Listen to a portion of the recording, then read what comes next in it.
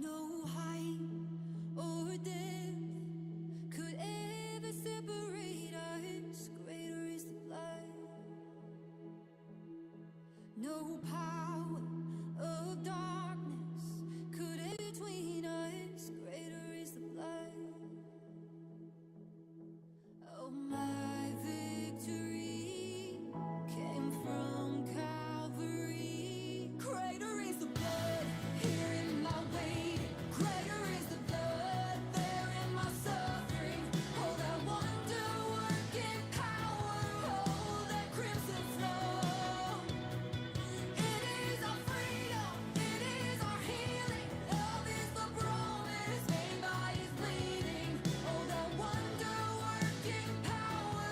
Oh, that crimson flow. Greater is the blood. Greater is the blood. No sickness, no death, no longer has its grip. Greater is the blood. No slave, no shame. His scars have made a way. Greater is the blood.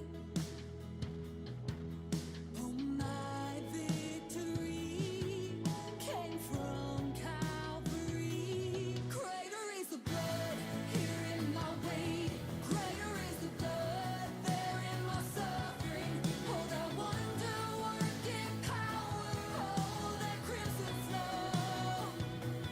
It is our freedom. It is our healing. Love is the promise made by His bleeding.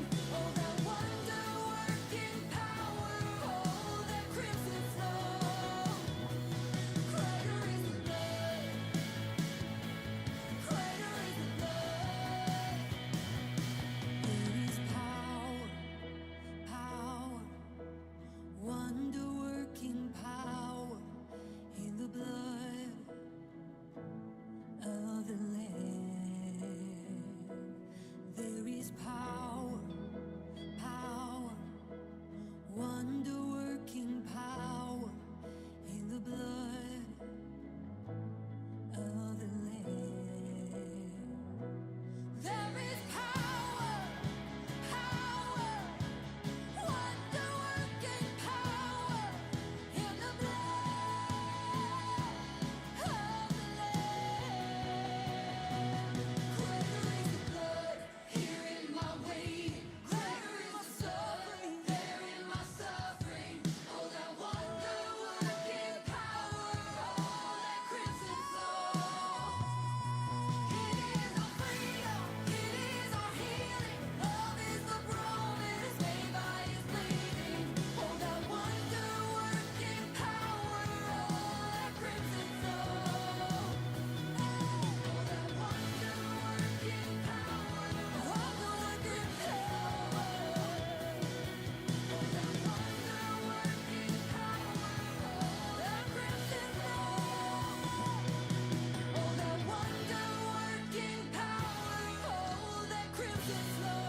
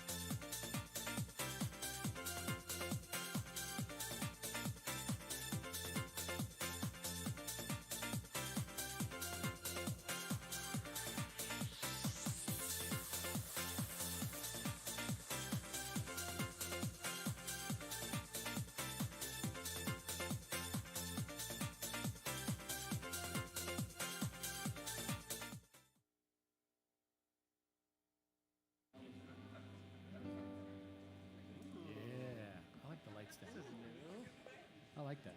It's good stuff. The white zone is for loading and unloading.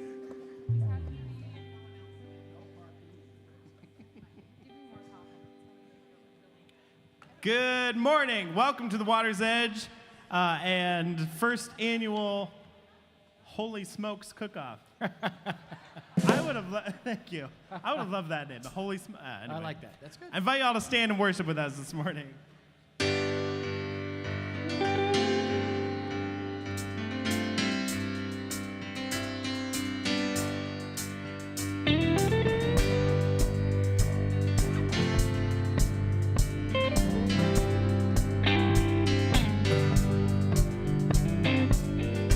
I was walking the west side, lost on a lonely road. I was chasing the high line, trying to satisfy my soul. All the lies I believed in left me crying like rain. Then I saw lightning from heaven, and I've never been the same. Come on. I'm gonna climb a mountain. I'm gonna shout about it. I am a child of love. I found a world of freedom. I found a friend in Jesus. I am a child of love.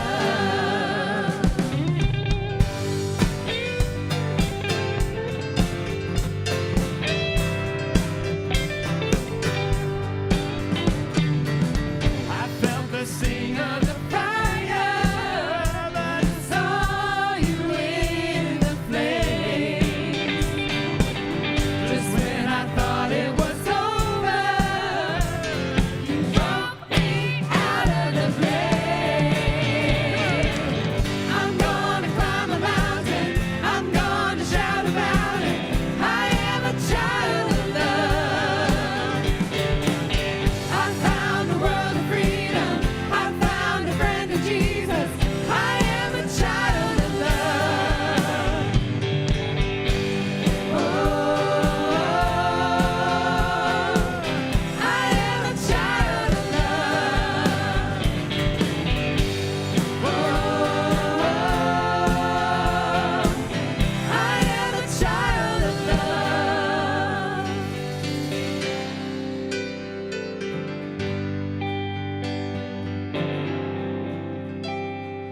Nothing can change the way you love me. Nothing can change the way I separate. Nothing can change the way you love me. Nothing can change the way I belong to you. Yes, I do. And nothing can separate. I'm gonna climb a mountain. I am a child of love. I found a world of freedom. I am a child of love. I'm gonna climb a mountain. I'm gonna shout about it. I am a child of love. I found a world of freedom. I found a friend in Jesus. I am a child of love. Whoa, I am a child of love. Whoa, I am a child of love.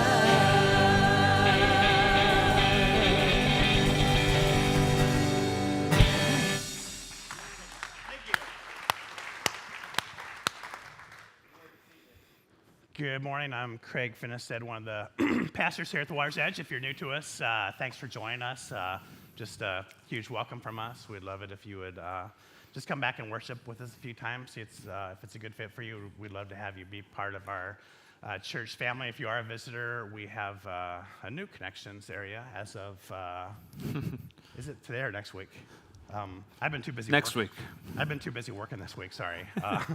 But yeah, we'll have a new connections area next week, so go back to the connections area as you're leaving this room. Just go to the left-hand side. You can sign up for some stuff, get on our email list. We don't inundate people. We just try to push out some relevant information. Welcome those of you online as well, and we're just so excited that you're here. Now, if you are new, we do have a thing called Starting Point. That one is going to be next Sunday. It will be immediately following our 10:30 worship experience. So you'll hear more about that next week. You can register online, and then those of you online watching, you can just go to weomaha.com, and you can register online as well. So we do hope to see you next week at Starting Point.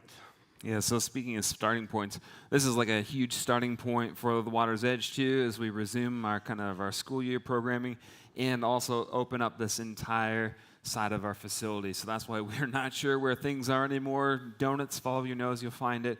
But we are officially today blessing and dedicating our new space that all of you have really just made possible. And so after this service at 10:10, we're going to be offering a service and blessing and prayer over this space and the people that will be there and that we can bless.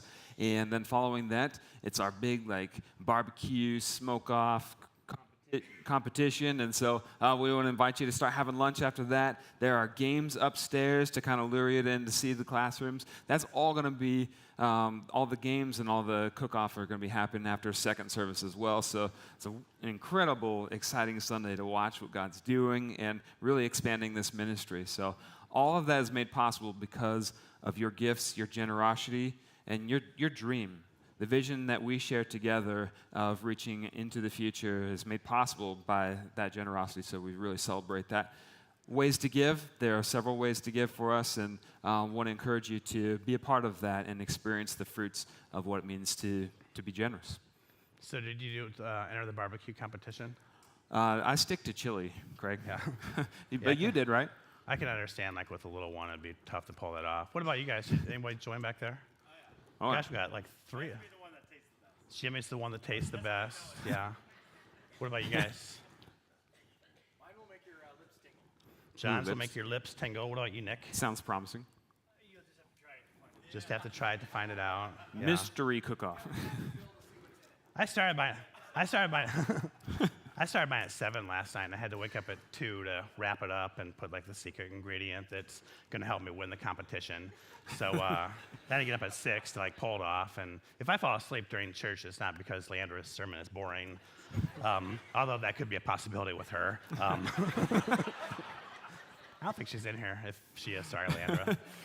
She's praying right now. Yeah. But hey, last week, y'all, we had Morgan Coyle on the team from the Amigos for Christ here. We're trying to raise $80,000 really in the next week.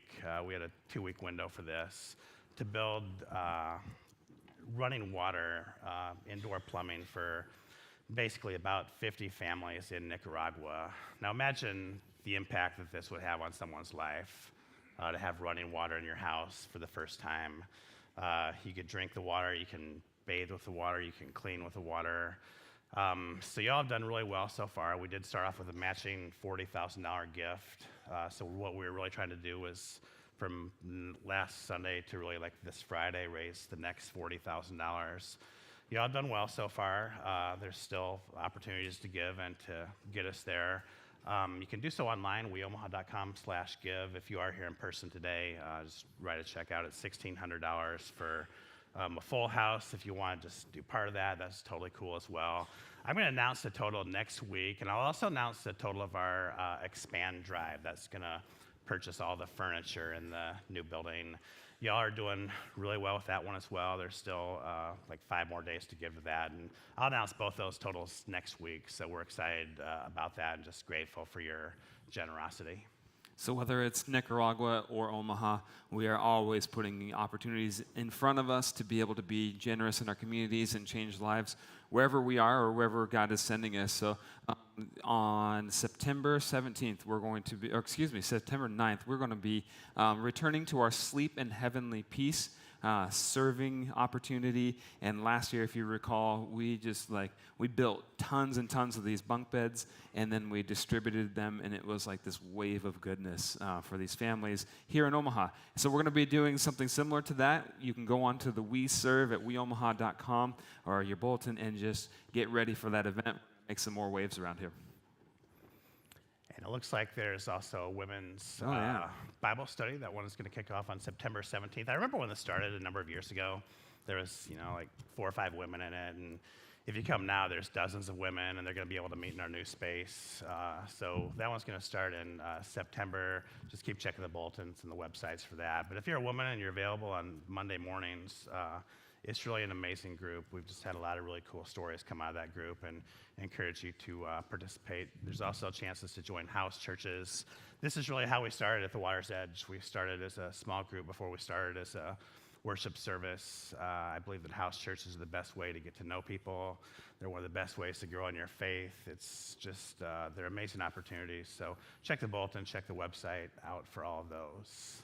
Yeah, so finally, this is a really fun part. If you were here last Sunday as a way of celebrating our back to school, we had, congratulations, a little bit early, but so we had this ice cream sundae bar, and y'all loaded yours, and then we had a competition, and I do want to celebrate with y'all. Mr.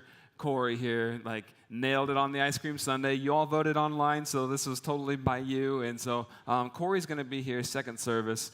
But can you just all join me in giving him just a round of applause?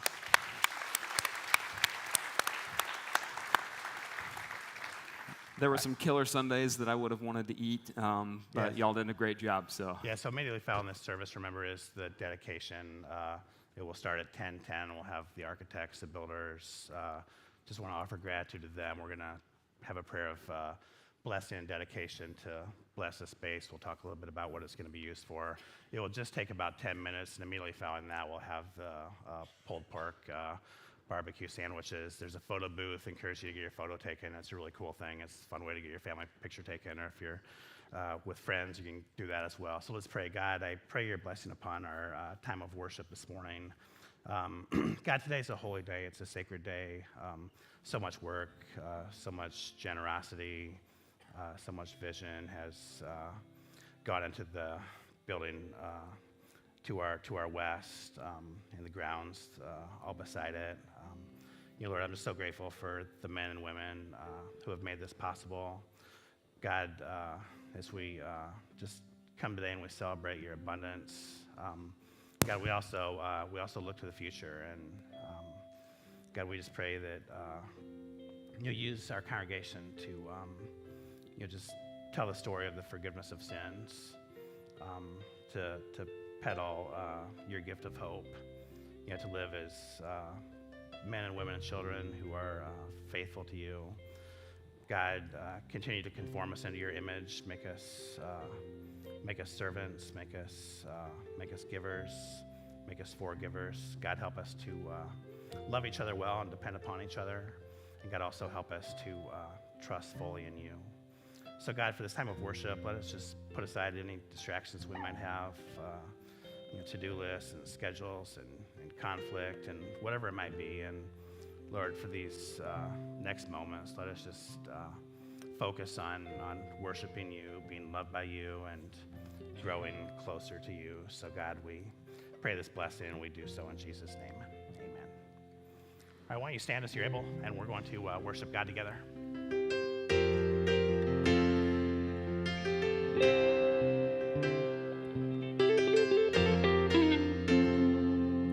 When I look back, I can see that it's you who met my needs every time. Every moment you were holding, even the smallest details of my life, and I can testify.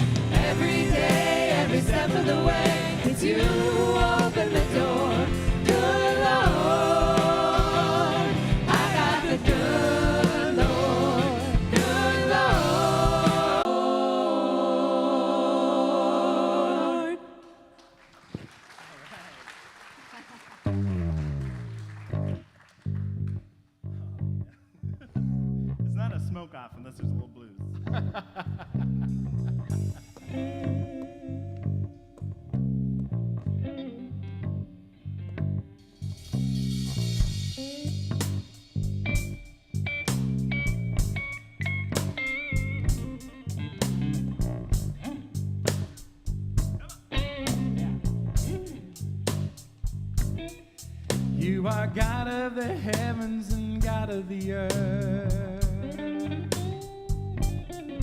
You are God of our Savior's virgin birth. You were God on the cross and God over hell. You were God before man and God when he fell.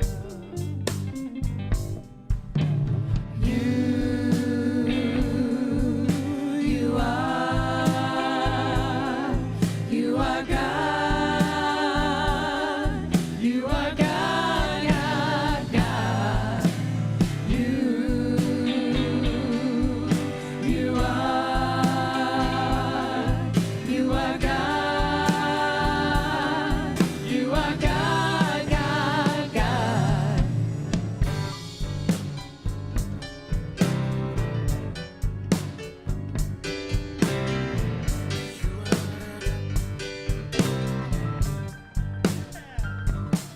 You are God in what seems like happenstance. You are God in every circumstance.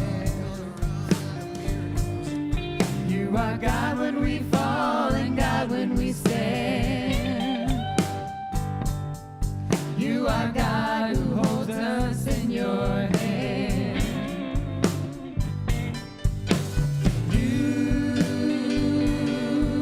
You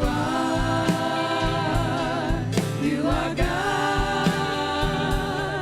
You are God, God, God. You are God. You are God, God, God.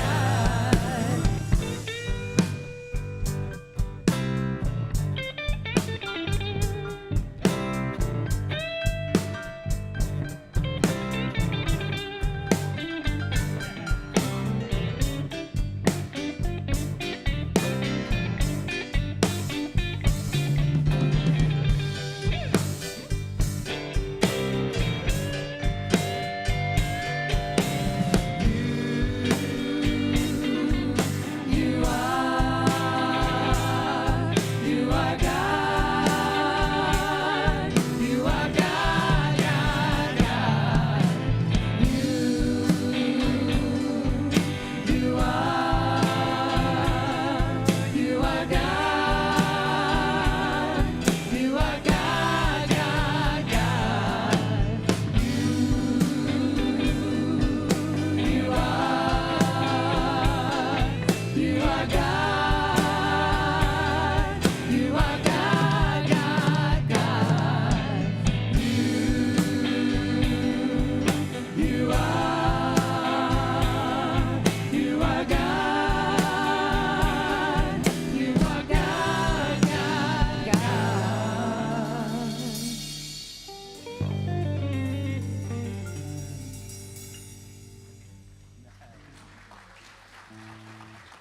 Thank you.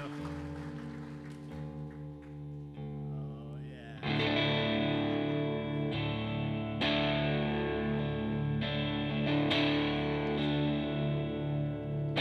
Saturday was silent. Surely it was through. But since when has impossible ever stopped you? Friday's disappointment. The Sunday's empty too. Since when has impossible ever stopped you?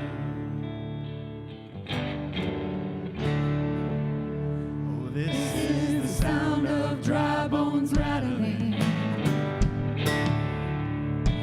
This is the praise make a dead man walk again. Open the grave, I'm coming out. I'm gonna live again. This is the sound of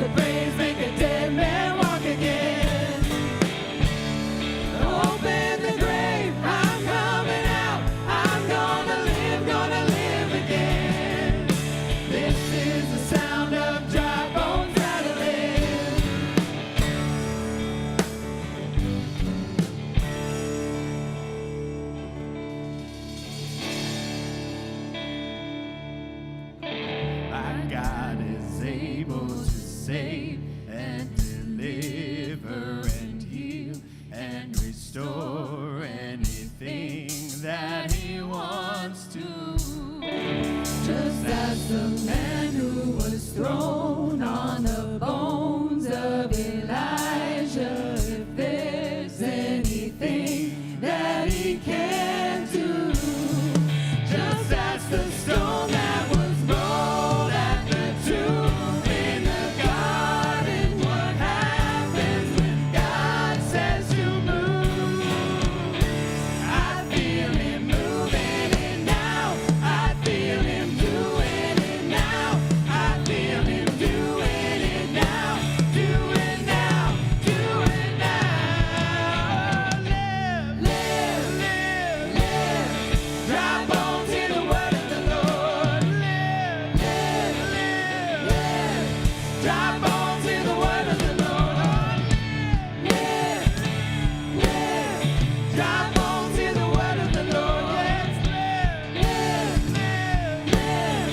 Dry bones hear the word of the Lord. This is the sound of dry bones rattling. This is the praise make a dead man walk again. Open the grave, I'm coming out. I'm gonna live again. Open the grave, I'm coming out. I'm gonna live again. Open the grave, I'm coming out. I'm gonna live again. This is the sound of dry bones rattling.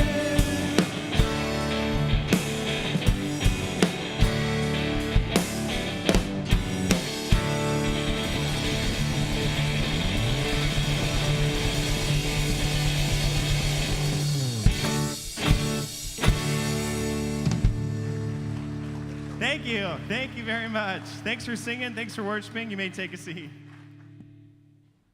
Hello, church family. This is Jared Harmson, your local fun guy on the streets, asking fellow church members one very important question. Life is more fun with Money. Football season. life is more fun with Noel. life is more fun with Grandchildren. Music. woo. Drums. Life is more fun with me. Life is more fun with Jesus. Jesus in it. Jesus. Friends and family at the water's edge, and Jesus at the center of it all.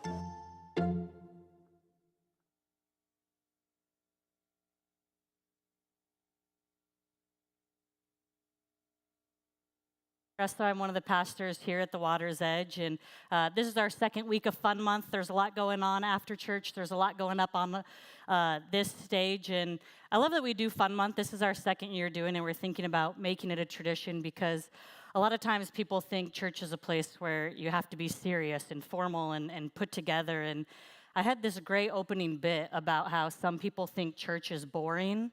And nobody would ever say that here, and nobody would ever say that about any of my sermons.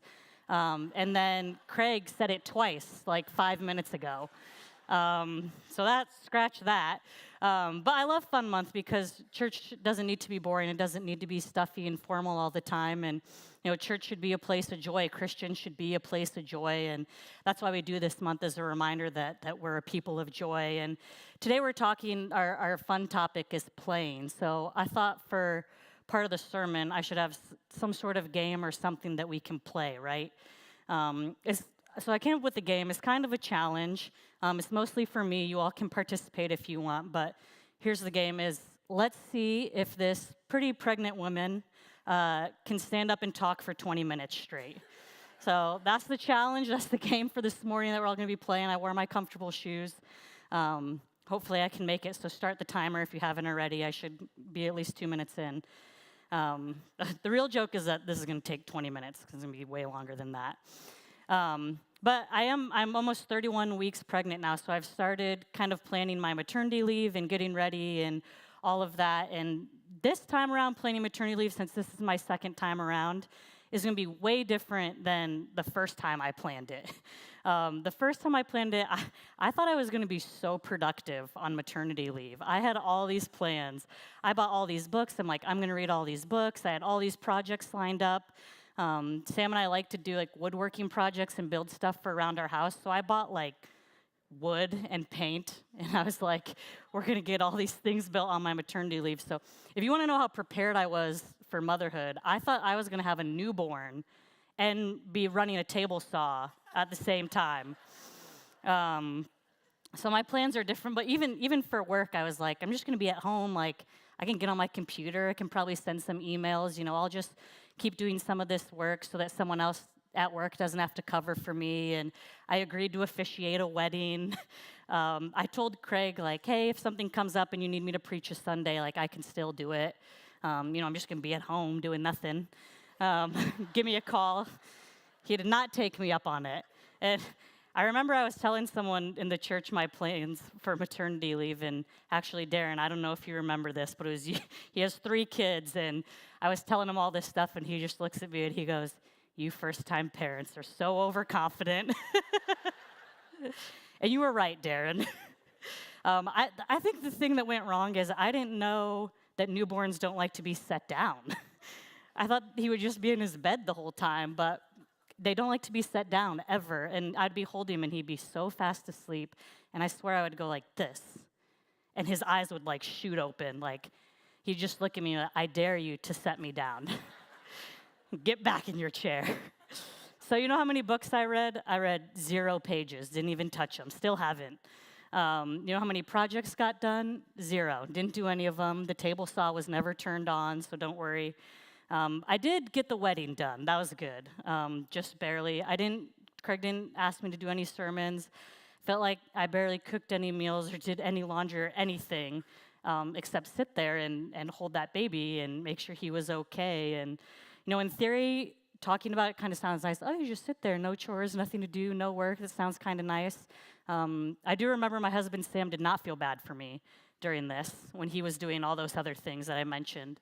But I remember, like, it did not feel relaxing to me. I remember sitting there, and just the feeling of sitting there and feeling like I couldn't get anything done was just killing me. It was killing me to just sit there. And I hated that feeling of being unproductive, and I felt like, oh, I'm home all day. I should be getting more done. I would see all the chores and like stuff around the house that needed to be done and feel like I couldn't do it, and it was just like eating at me. Most days, Sam was already back at work, and he'd come home and there'd be all this stuff to do, and then I would feel guilty that, oh gosh, I should have gotten more done. How did the day go so fast, and I feel like I didn't do anything productive? And it was during that maternity leave time that I started to realize about myself that I kind of have this addiction, this compulsion to wanting and needing to be productive all the time. And I know I'm not alone in it. I know some of you have felt that same feeling, whether you've been on maternity leave or not, but I Googled that phrase, like productivity addiction, and there's thousands and thousands of articles now. It's a very common thing in our culture that they have this need and this want to always be productive. It's not the same as an addiction to a physical substance necessarily, but it's similar in the sense that when you do something productive, you get to cross it off the list or it gets accomplished and you get that good feeling inside. And then you need more and more and more of it until you have to be productive all the time, and if you're not, you start to feel bad about yourself.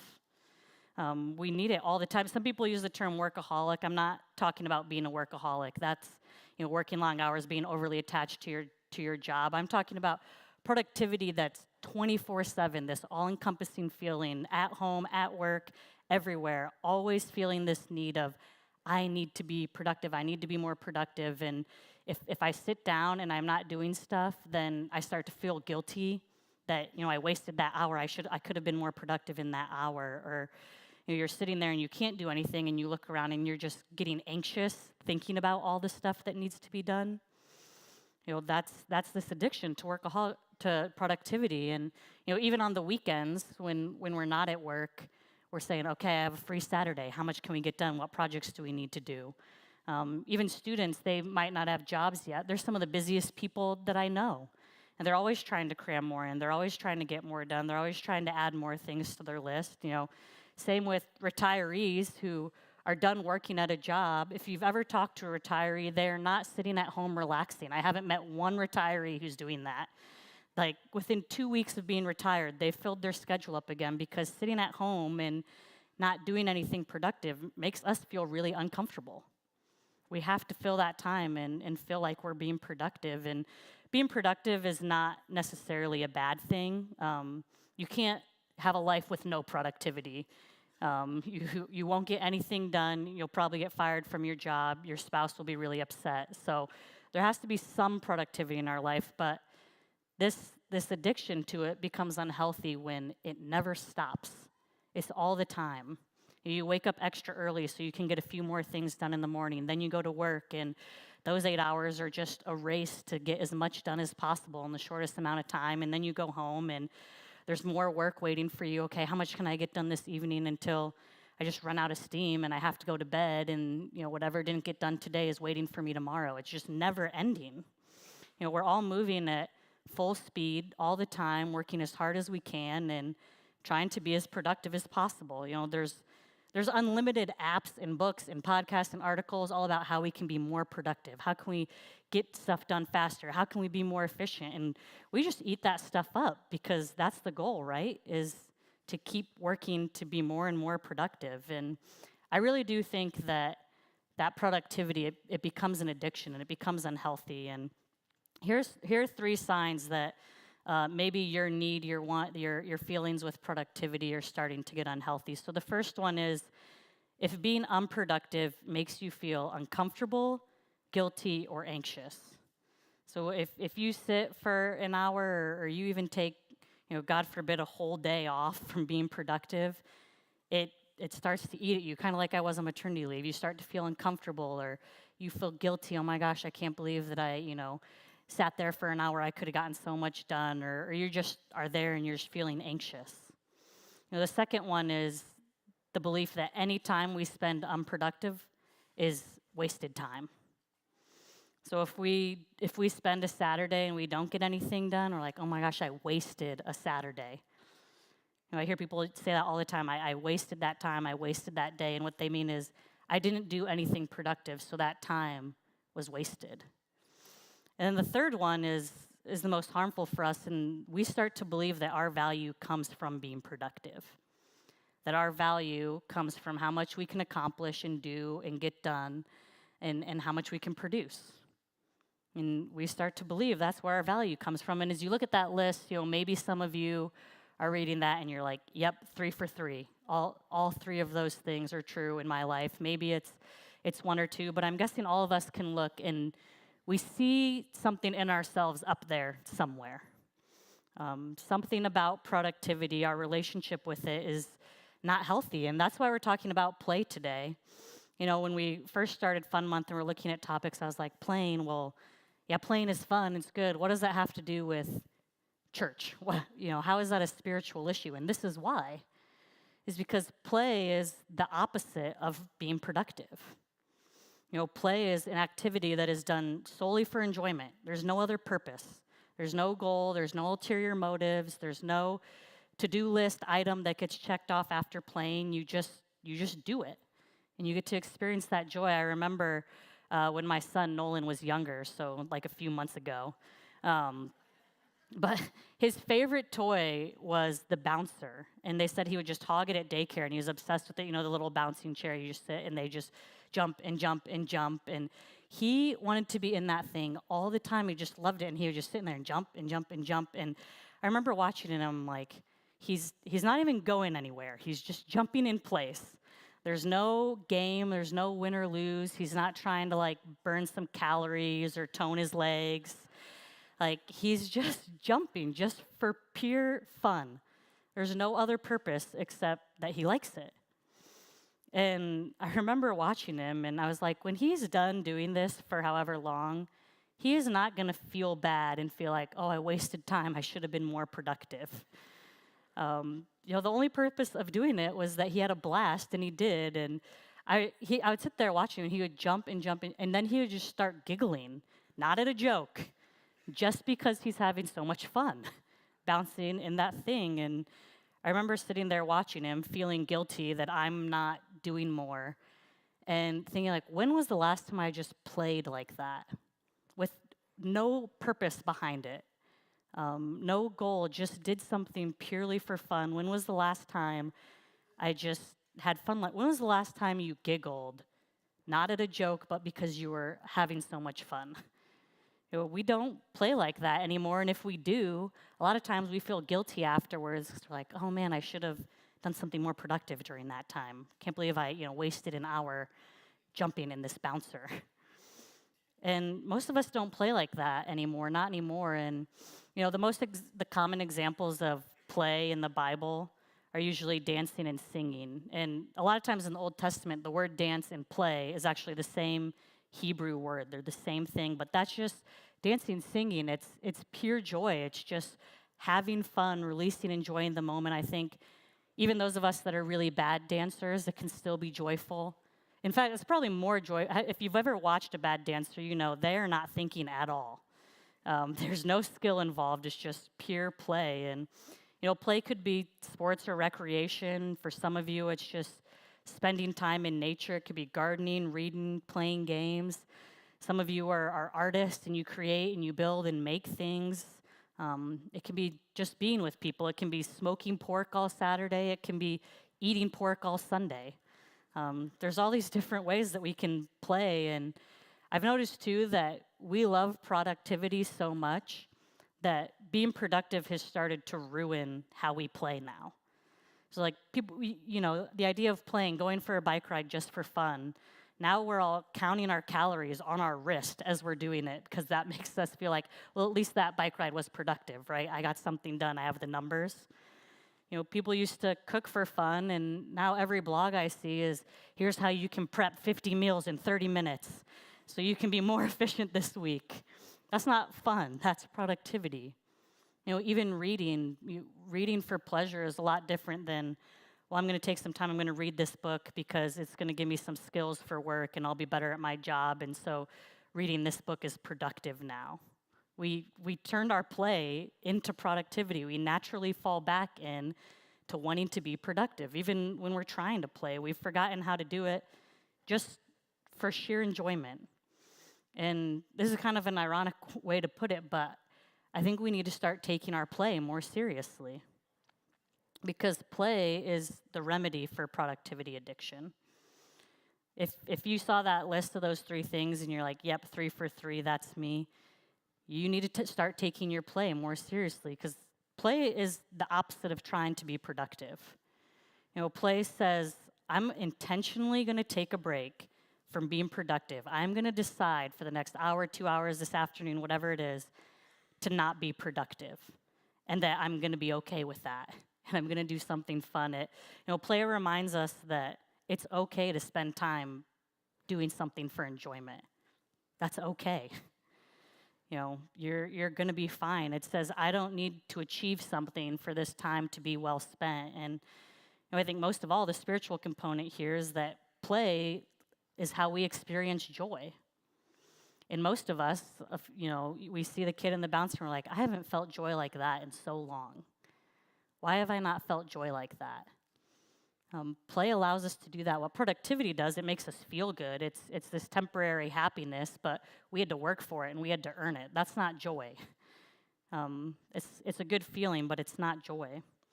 And in Matthew 18, the disciples come to Jesus, and there's multiple times in the gospel where they ask Jesus this question. Where they come to him and they say, who's the greatest? Which one of us is the best?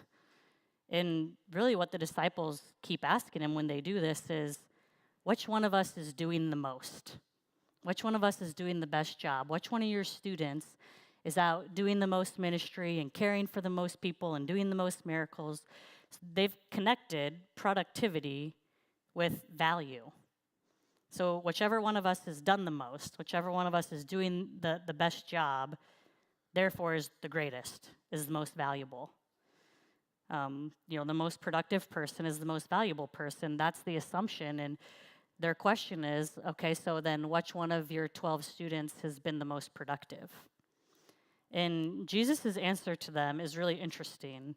And it's the same answer that Jesus gives to all of us that are addicted to productivity or have an unhealthy relationship with productivity. So, what he does after they ask this question is he just calls a little child over to him. And he says, "Truly I tell you, unless you all change and become more like this little child, you will never enter the kingdom of heaven." That's his answer to their question. Unless you change and become like this little child, you will never enter the kingdom of heaven. It says, "Therefore, whoever takes the lowly position of this child is the greatest in the kingdom of heaven. And whoever welcomes one such child in my name welcomes me." So if you want to enter and experience the kingdom of heaven, which I think most people do, you need to realize that doing more is not what makes you the greatest. Doing more is not what makes you better. Getting more done is not what makes you more valuable. And he's saying, stop trying to build yourself up through accomplishments, through productivity, through getting things done. It's not how you enter the kingdom of heaven. He says, be more like this child. What do children do? They play, they're joyful, they giggle because they're having so much fun. I was thinking about how adults answer when you get home at night. I noticed Sam and I do this when you get home and you say, "Oh, how was your day?" This is how we answer. We either say, "Oh, it was a good day, I got a lot done," right? "Oh, it was a good day, I was really productive, I feel good about how much I accomplished." Or we say, "It wasn't a very good day, I got distracted, things came up, and I wasn't able to get anything done." That's how we define a good day, how productive we were. Ask a little kid if they had a good day. They will not tell you how much they accomplished. They will say, "Today was awesome. I got to play with my friends. I laughed. We got to go outside. I got to do art. I danced." Their day is defined by how much fun they had. That defines a good day. We define a good day by being productive. We don't care if we smiled the whole time we were doing it. We can still say it's a good day if we got stuff done. And kids don't have that need to be productive. They can teach us just how simple it is to play. It doesn't have to be expensive. It doesn't have to be planned or this, once a year vacation. It can just be simple, happening all the time. Now that I'm a parent, I play a lot more than I did a year and a half ago. Just this week, I've gotten to play trains, which is you put all the people on the little train and then you dump them off and then you put them back on. And then you do that 30 times. We've played a lot of marching this week. That's where you march around a chair in the living room and you say, "March, march, march." You just do that for however long you want. My favorite this week is a new one. We had a balloon at the house, so hit the balloon. Self-explanatory. I saw some of you playing that this morning in the gathering area. Fun at all ages. But can I just show you, playing can happen all the time. There's always seeing opportunities to have fun. They don't walk in a room and say, what can I get done in here? What needs to be done? They say, how can I play? What are the fun things that are in this room? And I've realized, honestly, most of the time when I'm playing with Nolan, I'm sitting there playing trains, but I'm also trying to fold laundry or do something productive at the same time, in a way that he won't notice, so he doesn't get upset and he thinks I'm still playing trains. And now whenever I do that, and I realize he is trying to play, you are ruining it by trying to still be productive, and you're not even enjoying this moment of playing. Now when that happens, I hear Jesus' voice saying, "Leandra, unless you change and become like this little child, you are never going to experience the kingdom of heaven." The child is doing what you need to be doing in this moment. You are ruining it because you cannot just sit and play for 15 minutes. You have to feel like you're being productive at the same time. And George Bernard Shaw, he is a playwright, and he has this famous quote, "We don't stop playing because we get older. We get older because we stop playing." And the reason we stop playing is because, we've got more important things to do. We've got to-do lists and expectations and things to get done. We're working hard trying to make something of ourselves, trying to add to our values, so we need to get more done. And we spend all our time being productive, and playing, by its very nature, is not productive. So we don't have time for that. And if we find ourselves with a moment of free time, we are going to find a way to use it productively. not to enjoy it or to play or to have fun. And what Jesus was trying to teach the disciples, they asked who's the greatest, and he brings this kid up, right? What he's trying to say is, listen, you are all working really hard. You are getting a lot of things done, and that is great. The things that you are doing are good. But you are not experiencing any of the joy. And that is an important part of being in relationship with Jesus. And he's saying if all you're doing is trying to get the work done and you're not enjoying any part of being with me, you've missed the mark. You've missed the mark of what I want for you in this life. And he tells the disciples, you're doing a lot of work for Jesus, but you're not really enjoying being with Jesus. And he wants both. He doesn't just want the work. When the Bible describes what heaven is like, there's a lot of these visions and pictures in the Old Testament of here's what heaven's going to be like. It's all just descriptions of people playing. In Jeremiah 31, they talk about it, and he says, I'm gonna build up Israel again, and when I do, you're gonna take up your timbrels, you're gonna take instruments, and you're gonna go out and sing and play music and be joyful. He says again, you're gonna plant vineyards in the hills and enjoy their fruit. Zechariah 8 describes a picture of heaven too, and what it is, he says, once again, men and women of ripe age, they're gonna go and they're gonna sit in the streets, and those streets are gonna be just filled with children running around playing. That's how heaven is described, is this place of joy and singing and dancing and creating and playing. And when I read those things, that does not describe what the world looks like right now. And I think in a lot of ways, we've turned earth more into a factory. And heaven is a playground. My husband, he's an engineer. He works in a factory, and they make plumbing supplies. And, his job is to make sure that each one of those lines runs faster and more efficient and quicker and produce more in a day. And once he does that, then they go back and say, okay, how can we make it even more efficient? How can we make it even more faster? And the goal is to produce as much as possible.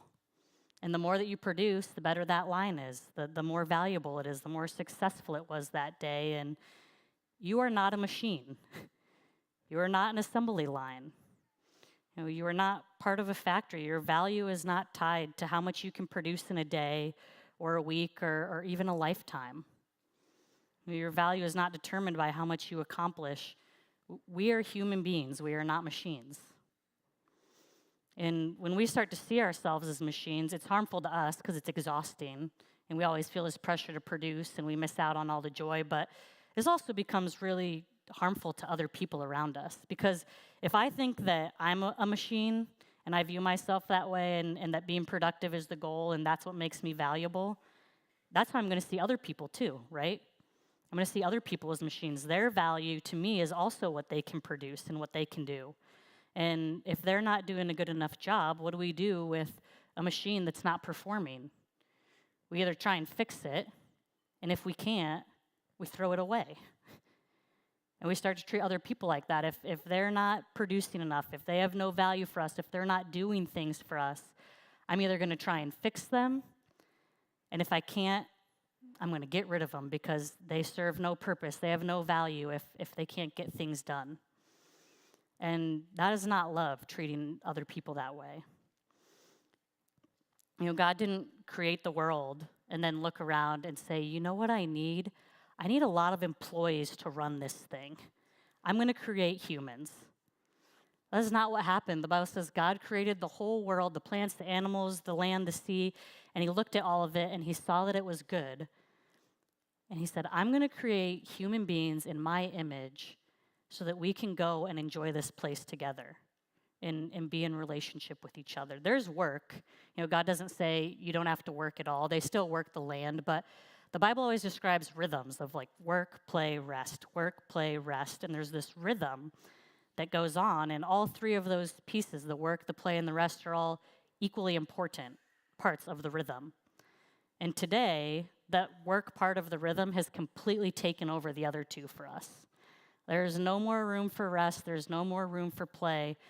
It's not a rhythm anymore. It's just work all the time, trying to be productive. And when we constantly prioritize doing what is productive, when work takes over the whole rhythm, what gets sacrificed is the meaningful parts of life. You know, spending time in relationships, sitting and actually playing with your kid and being present in that moment, or planning a date night, or even being in a small group here. These are all things that are meaningful, but they don't accomplish anything that we can see. It's not a to-do list item.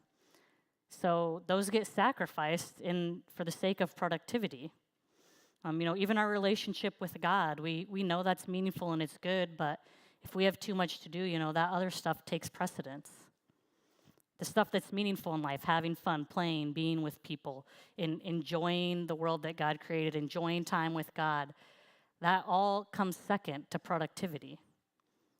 So yes, we're getting things done, and some of those things are really good, but we're missing out on all these meaningful parts of life, and we need to get those three things back in rhythm: work, play, rest.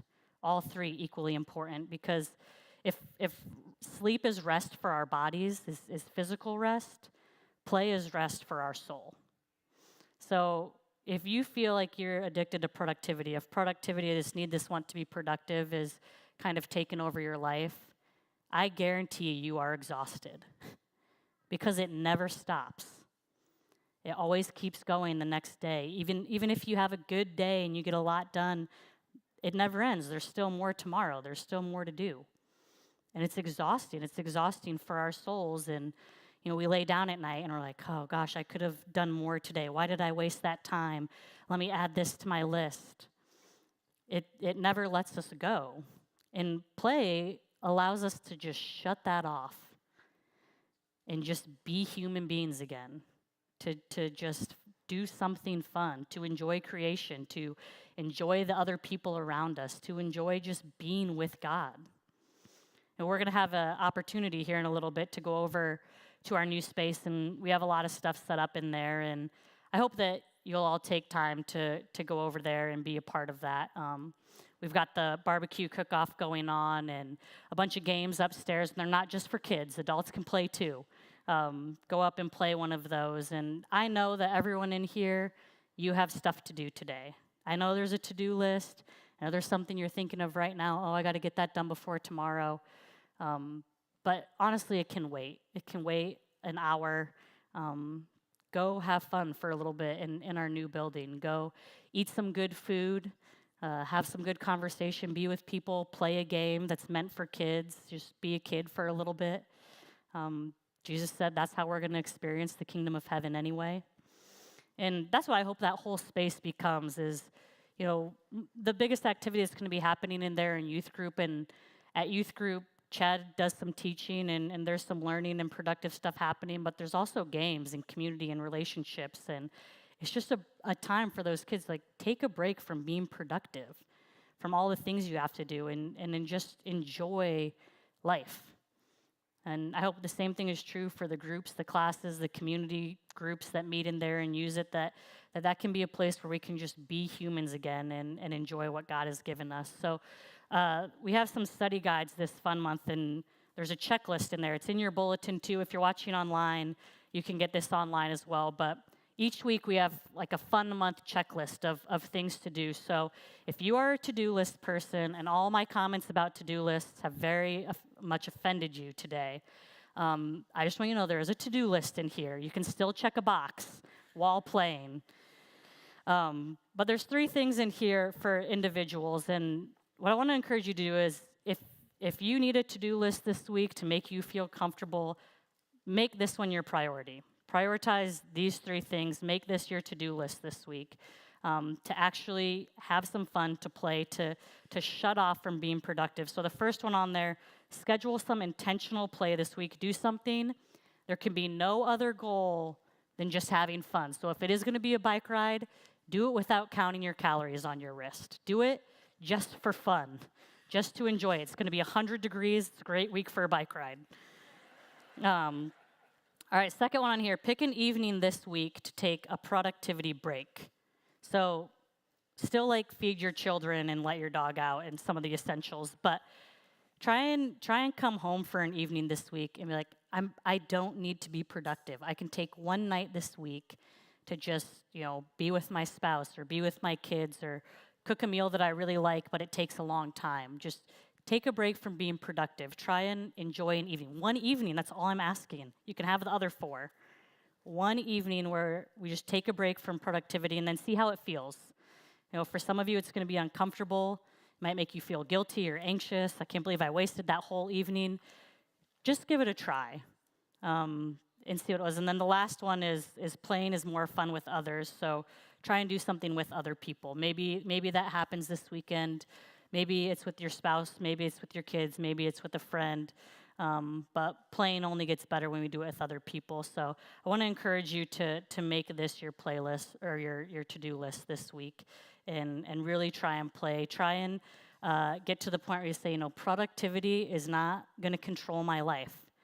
Try and get to the point where you say, I am not a machine. I am a human being, and get a little bit closer to getting your life back in rhythm with work, play, and rest. So we are going to pray. We are going to go over there. We're going to do a dedication for our building at 10:10. I hope you all will join us for that, and then we'll have food and games and everything going. So let's pray, and then let's go play together. God, I just thank you for creating this beautiful world for us, for putting the people in our life that you have. And God, I know that we miss out on a lot of the fun and cool and beautiful things that are happening all around us because we are too distracted, we are too busy, we are too obsessed with trying to get things done. And God, I just pray that for all of us that struggle with that need to be productive, that struggle with always wanting to get things done, God, I pray that you help us just find a time to shut it off this week. Help us experience that joy again that we just don't get as much anymore. Help us to play and keep us from feeling guilty and anxious about it. God, I pray that the rest of this morning can be a fun time for us together as a church, playing together and eating together and celebrating together. And God, I pray that as we leave here and head out and plan the rest of our week, that you help us put those 3 things back in rhythm, that we can work, but we can also play and we can also rest. And God, just remind us that play is not wasted time. Play is time of joy and time with you. And God, we are just grateful that you have designed life to be that way for us.